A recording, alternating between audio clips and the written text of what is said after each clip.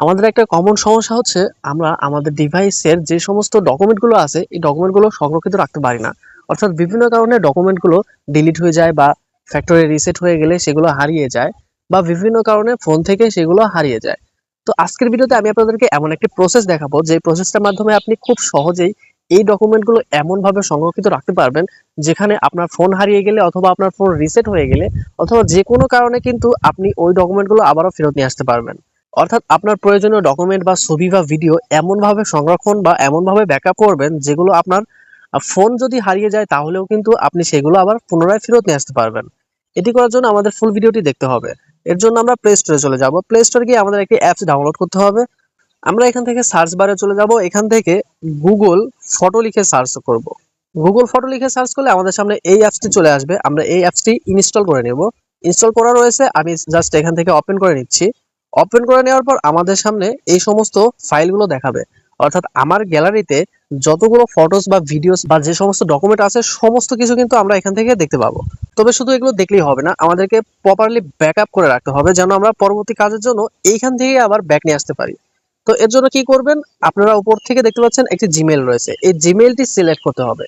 দেখতে পাচ্ছেন আমার নিচে অনেকগুলো জিমেল রয়েছে, তো আপনারা এখান থেকে এমন একটি জিমেল সিলেক্ট করবেন যে জিমেলটি আপনি সারা জীবন মনে রাখতে পারবেন বা যে জিমেলটি আপনার খুব পরিচিত এবং যে জিমেলটির পাসওয়ার্ড আপনি জানেন বা জিমেলের বিভিন্ন রিকভারি নাম্বার বা জিমেল গুলো আপনার জানা আছে। অর্থাৎ আপনার ফোন যদি কখনো হারিয়ে যায় যেন খুব সহজে আপনি সেই জিমেলটি ফেরত আনতে পারেন, এইরকম একটি জিমেল এখান থেকে সিলেক্ট করে দিবেন। তো আমি একটি জিমেল এখান থেকে সিলেক্ট করে নিয়েছি। অর্থাৎ এই জিমেলেই কিন্তু আপনার সমস্ত ডকুমেন্ট ব্যাকআপ হয়ে থাকবে। অর্থাৎ আপনার ফোন যদি কখনো হারিয়ে যায় বা ফোন যদি রিসেট হয়ে যায় তারপরে কিন্তু আপনার জিমেলটি স্ট্রং থেকে যাবে এবং আপনি আপনার নতুন ফোনে অথবা আপনার রিসেট হয়ে যাওয়া সেই ফোনে যদি আবার ওপেন করে আপনার এই জিমেলটি আবার পুনরায় লগ ইন করতে পারেন তাহলে কিন্তু আপনার জিমেলের সাথে সাথে আপনার জিমেলের যত ছবি বা ভিডিও ব্যাকআপ করে রেখেছিলেন সেই ছবি বা ভিডিওগুলোও চলে আসবে। তো ব্যাকআপ করে রাখার জন্য দেখতে পাচ্ছেন নিচে কালেকশন নামে একটা অপশন রয়েছে। এই কালেকশনে আসলে আপনার মোবাইলের যে সমস্ত ফোল্ডারগুলো রয়েছে সমস্ত ফোল্ডার এখানে দেখতে পারবেন। এই ফোল্ডারগুলো থেকে আপনি যে ফোল্ডারটি পছন্দ বা আপনার যে ফোল্ডারে সবচেয়ে বেশি ডকুমেন্ট রয়েছে বা যে ফোল্ডারটি খুব প্রয়োজনীয় সেই ফোল্ডারটি কিন্তু আপনি চাইলে ব্যাকআপ করে রাখতে পারেন অথবা আপনি সমস্ত ফোল্ডার একসাথেও ব্যাকআপ করতে পারেন। তো ফোল্ডার ওয়াইজ ব্যাকআপ করার জন্য আপনি যে ফোল্ডারটি ব্যাকআপ করবেন সেই ফোল্ডারটির উপর ক্লিক করবেন। আমি জাস্ট এই ক্যামেরা ফোল্ডারটির উপর ক্লিক করে দিলাম।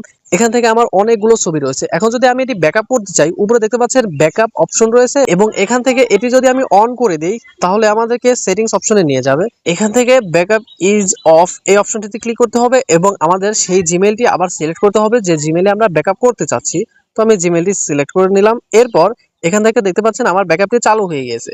এইভাবে আবারও যদি ধরুন আমার নিচের আরো একটি ফোল্ডার গুরুত্বপূর্ণ মনে হচ্ছে, আমার এই মেসেঞ্জার ফোল্ডারটি গুরুত্বপূর্ণ মনে হচ্ছে, এখান থেকে আমি এটিও ব্যাকআপ অন করে দিলাম। তাহলে কিন্তু আমার এই যে ব্যাকআপ ফোল্ডারগুলো আমি অন করে দিচ্ছি সেই ফোল্ডারের যতগুলো ফাইল রয়েছে সমস্ত ফাইল কিন্তু আমার ব্যাকআপে চলে যাচ্ছে, অর্থাৎ আমার জিমেইলে সেভ হয়ে যাচ্ছে।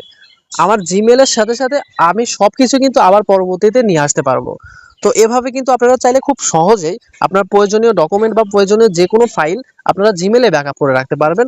উপরে দেখতে পাচ্ছেন আমার জিমেইলে কিন্তু সেই ফটোগুলো লোড নিচ্ছে। দেখতে পাচ্ছেন এখানে নিচে লেখা রয়েছে ব্যাকিং আপ, এখানে কতগুলো আইটেম সেই আইটেমগুলো দেখাচ্ছে, অর্থাৎ 696টি আইটেম আমার ব্যাকআপ হচ্ছে। তো এভাবে আপনারা সমস্ত ফাইল আপনার গুরুত্বপূর্ণ ফাইলগুলো এভাবে ব্যাকআপ করে নেবেন। আর আরেকটা গুরুত্বপূর্ণ কথা হচ্ছে আপনি আপনার একটা জিমেইলে সর্বোচ্চ 15 জিবি পর্যন্ত ব্যাকআপ করতে পারবেন। অর্থাৎ 15 জিবির মধ্যে যতগুলো ফাইল আছে সেই ফাইলগুলো আপনি ব্যাকআপ করতে পারবেন।